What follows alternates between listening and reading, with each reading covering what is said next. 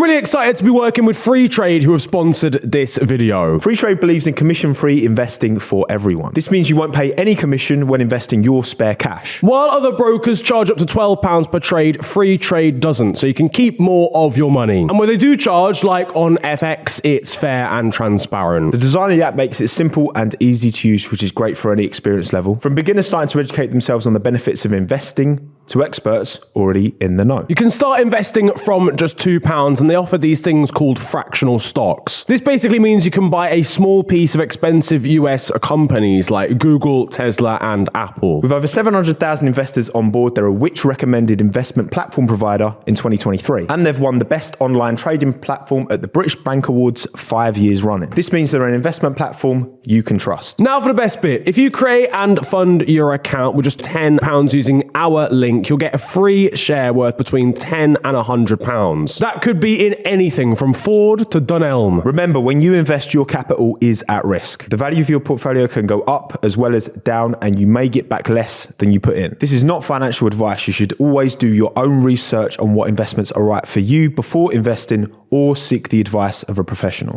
Yo guys, welcome to the last lap. Don't forget to drop a lovely, juicy 5-star rating if you're watching an Apple podcast or Spotify. Hope you enjoy, and let's get into it. What do we, because it feels like Mercedes have got some kind of momentum going now. Yeah. Like, what's going on? Like, do we have any hope? Can Charles Leclerc have any hope in this team, taking him to the promised land, giving him a chance to fight for a championship? Well, for me, like you said, the problem is on top of Ferrari's kind of like woes and just like not having that race pace at all. You know, they've still got one lap pace. It's there, but race pace just isn't. You know, because he finished 11th, and they still don't really have an explanation. You know, at the end of the day, it just took too long to get through traffic. You know, and the strategy wasn't great, to be honest with you as well. What was this, soft? No, it was a weird strategy. For like 15 laps or something, then soft, and it was a really weird strategy, to be fair. But I guess they tried to go against the grain. But also, you had like Pierre Gasly in P10 and an Alpine, and we know that Alpine is you know, the next best, really, of the cars. So best of the rest, I guess. You can't, unless you're in a Red Bull, best of the rest. You can't just take it for granted. Well, you shouldn't be able to take it for granted that you can move through the field. But then that's exactly what George Russell did in a Mercedes. Yeah, that's what makes that more even glaringly embarrassing for Ferrari. Charles' first stint was just like really average. I remember watching his like progress, and I think even like, again, I'm probably wrong, my memory's terrible, but I just remember like looking 10 laps in and being like, this guy's still like in the mire, like fighting like an Alfa Romeo and a Williams, and I would have expected him to at least break into sort of like the top 13 by that sort of stage, and be making moves. I don't know, the pace of that Ferrari just isn't enough to be able to just cut through a field like that, seemingly. The strategy wasn't great yet, but again, like, you know, you mentioned the momentum that Mercedes have. Alpine look a lot stronger. They're not quite that level of like being able to hang with Mercedes and whatever, but they're like within 10 seconds come an end of a race. Like Ocon and Gasly spent a lot of that, like, sorry, wait, which one? No, Ocon spent a decent amount of that race, no? Like kind of just off the back of like Mercedes and Aston Martins and Sainz and stuff.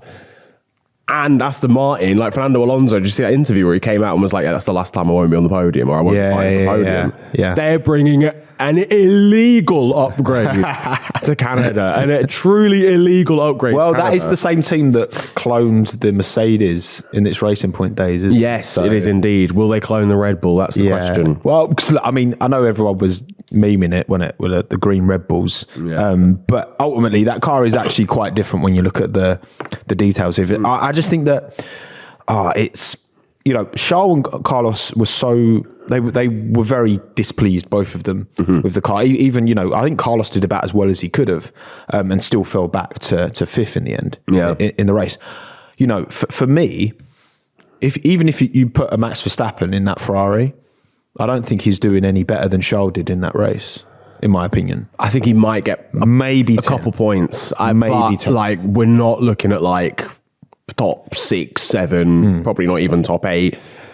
It's a strange one.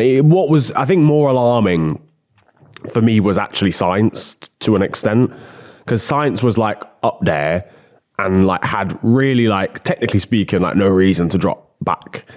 Like if Ferrari are genuinely level with Mercedes and Aston, and he dropped back behind both the Mercedes, and George started 11th. Yeah, George was it? I swear it was 12, wasn't it? Oh no, you're right. He gained 5 Perez places on the So Perez right. started 11th. Obviously, you know that I expect him to maybe lose out to Perez because of how quick that Red Bull is, but the Mercedes with one of them starting 12th is like a different story entirely. Like that's a lot of pace in hand that Mercedes had over Ferrari that weekend. That's what I mean. Like Ferrari can't even be looking at Red Bull right now. No, they're not. No, they're definitely not. Because again, like one lap wise, they can have a conversation with Red Bull. Yeah, it's quite a one-sided conversation, but they're at the table. Yeah, they're sat there and like names have been exchanged. Yeah. It's not gone much further than that. Yeah. There's other people at the table who are like dominating the chat. Yeah. But they're there. Yeah. They got in, the bouncer let them in. Yeah, I feel you. But in the it's race... quite early in the night still. It's early in the night. Yeah. So that's quali. So now that's like 6 to like 9 p.m. Yeah. That's quali. Everyone's got their handkerchiefs on their laps. Yeah. You know, maybe it's quite refined still. Yeah. Maybe we've had like a couple bites to eat. Someone's got a packet of Nobby's nuts out. Nobby's nuts? Yeah. Wow. Yeah. We're high end around here, right? Decent. But then as soon as the dance floor opens, yeah, guys, you got to get out of here. You don't have your ID's not valid anymore. Yeah. And that's Ferrari. Oh, that they must arrive be at hard. race. That's like reverse of like a wedding. You know when you're only invited for the evening. But imagine like you're only invited for day and then someone kicks you out. Yeah. When people sorry, start you're drinking. really boring. Yeah, like, we don't want you at the party afterwards. But you can come to the wedding. It was nice to see you in a suit. You look great, but off you go. Off you trot. In a bit, mate. Have a good one. But isn't it mad how like even this time last year, you know, the relative pace Ferrari to Red Bull, it's just that gap has opened up so significantly and there's no excuse. Yeah, no. Like, what is the excuse? I think we talk about this every week, man. We talk about like this gap sort of extending sort of gradually and how, Ferrari were there like a year ago. Is it wider at the start of the season? I'd say it probably is. I don't know, maybe that's if if that's because we're like almost inserting new teams into that gap as well. Mercedes weren't in between Ferrari and Red Bull when the season started at all.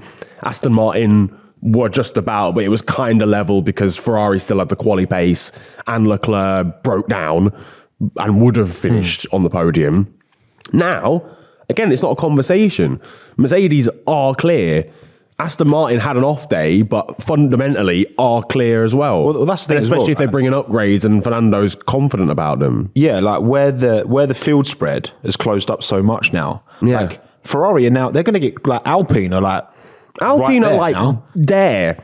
Like they're right on Ferrari's if heels. the group of like Mercedes and thingy are here, and then the rest of the grid's like over here, Alpine are like there. Like they're just kind of like waiting in the wings. If there's a late safety car, they're definitely involved, like whatever. Yeah. Across the whole race, calm. They'll drop off a little bit, but little bit performance. They're in that group as well.